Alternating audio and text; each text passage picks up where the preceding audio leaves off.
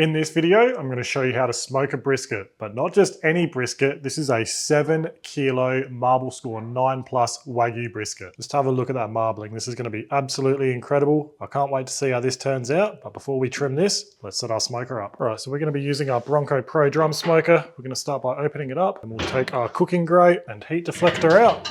And we'll fill our charcoal basket up. Then we'll bury a firelighter in there and light it up.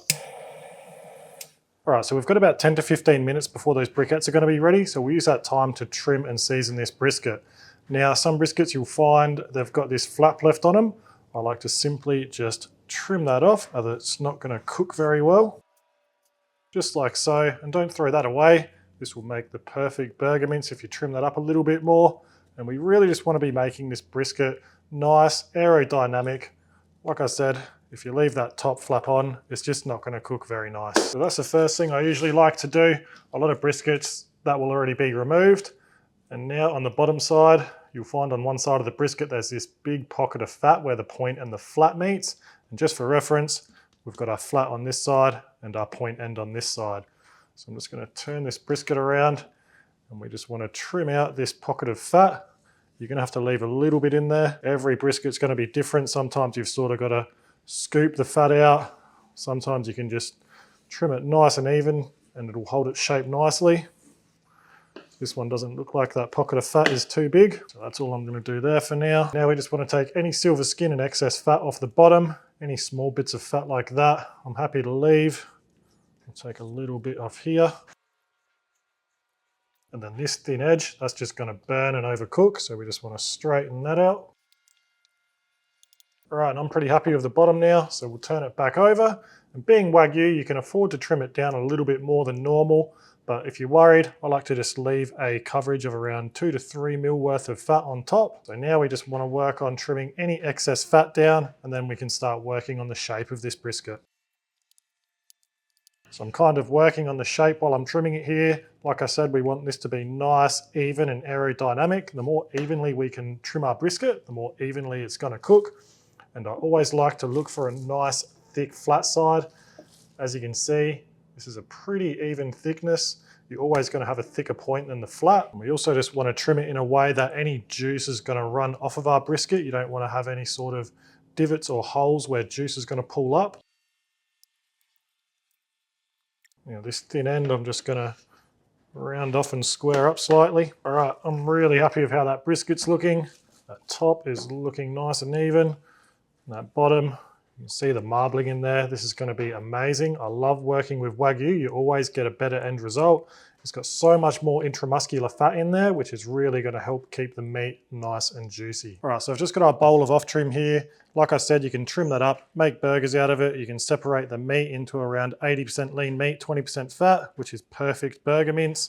And then any sort of thick fat pieces, you can just render down and you can make some beef tallow out of that if you want. But we're just going to be focusing on the brisket cook for this video, so I'm just going to put that aside, and now we're going to season our brisket. So to start with, I'm just going to give it a nice light coat in yellow mustard. That's just going to help our rubs stick to the meat. And then if you've got a favorite barbecue rub, go ahead and use that. Or salt and pepper does the trick nicely, but I'm going to be going down with a base coat of our steak shooter, and then I'm going to top it off with our beef bounce. Don't forget to get your edges. I'm just going to go over that with some beef bounce. And I absolutely love this rub combination. I've used it many, many times. We've used it in competition barbecue and won trophies as well. But like I said, if you've got another favorite rub combination or just standalone rub, absolutely go ahead and use that. All right, and then we'll turn it over. All right, this is looking good. Let's see how our briquettes are going. All right, so as you can see, our briquettes have caught light and are burning nicely. So now we can shut our lid.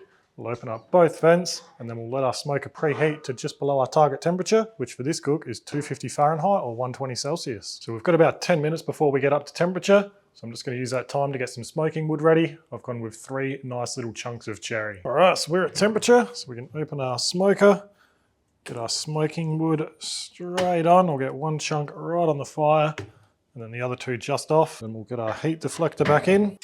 Then I'm just going to get a foil tray on top of that, which will help protect our brisket from any direct heat. And we'll get our cooking grate back on, and then we'll get our beautiful brisket on. Now I'm just going to place the point end towards the back. As I know in this smoker, That's going to be the hottest part because that's where all the heat is escaping through our exhaust. And now we can shut our lid and let our brisket start to smoke away. All right, so now our brisket's on, the first hour or so of this cook is just all gonna be about fire management. And in the drum smoker, it's super easy. So we've obviously just had our lid open while we've had that brisket on. That's caused our smoker to drop temperature, but now we've almost recovered back to that 250 Fahrenheit or 120 Celsius. I'm just gonna adjust my vent to around there.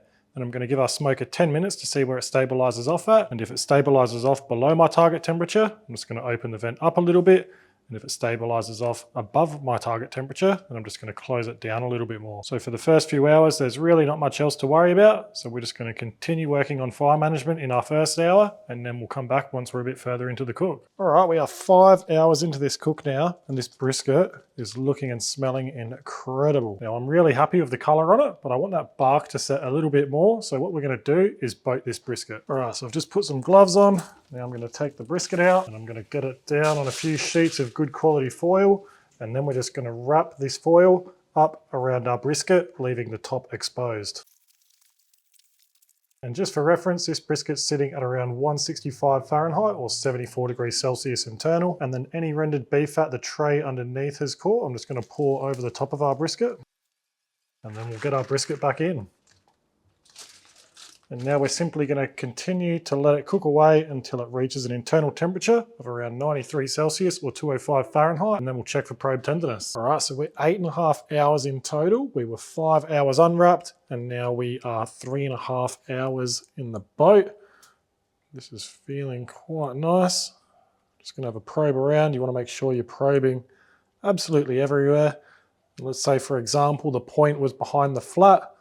You can always wrap just the point side to speed it up, but this is sitting right around 202, 204. That's very nice and soft there. I mean, the point's a couple of degrees behind, but at the end of the day, it's all probing well. I'm happy with that. I've just put some gloves on, and we're going to carefully lift this up and onto a tray. And then I'll bring it over to the cutting bench. All right, so this is looking awesome. Really happy with that bark. So all I'm gonna do now is just let this steam off as it is, uncovered for 5 minutes just to stop that cooking process. Then I'm gonna take it inside, I'm gonna cover it in foil, and I'm gonna let it rest for at least 1 to 2 hours. It's quite a warm day, so I'm happy to let it rest at room temperature. But if it was a cold day or you wanted to give it a longer rest, an esky or an oven at 70 degrees Celsius is always a good option. But for now, we're gonna let this steam off and rest, and we'll come back once this is ready to slice. All right, this has had a good 2-hour rest. Let's cut it open and see how we went.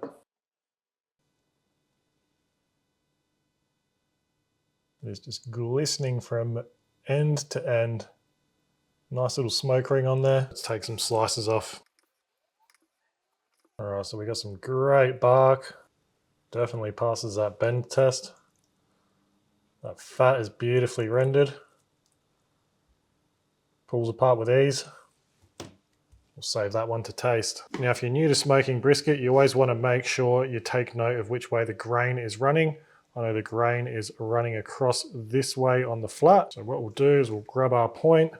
We'll take a few more slices off this point end before we rotate it and slice the other way. And now, as you can see, we've got our point muscle that runs across here. I'm just going to rotate it around, and this is where we get my favorite fatty slices from. Have a look at that. And then I just like to keep slicing until we almost run out of point muscle.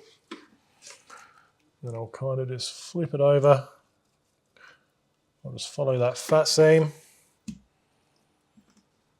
Kind of get rid of any excess fat there. And then we can just simply slice this for burnt ends. And then we can rotate that back around the way we were slicing our flat, because that's all we are left with. And now we can have a taste. That is such a good brisket, such a good beefy flavour. I love that rub combination. Tender, juicy. Everything you want in a brisket. Well, there you have it. There's how to smoke a brisket. If you've got any questions, don't hesitate to ask them in the comments below. If you enjoyed the video, give it a thumbs up, subscribe to my channel. But for now, that's the end of the video. So thanks for watching, and I'll see you in the next one.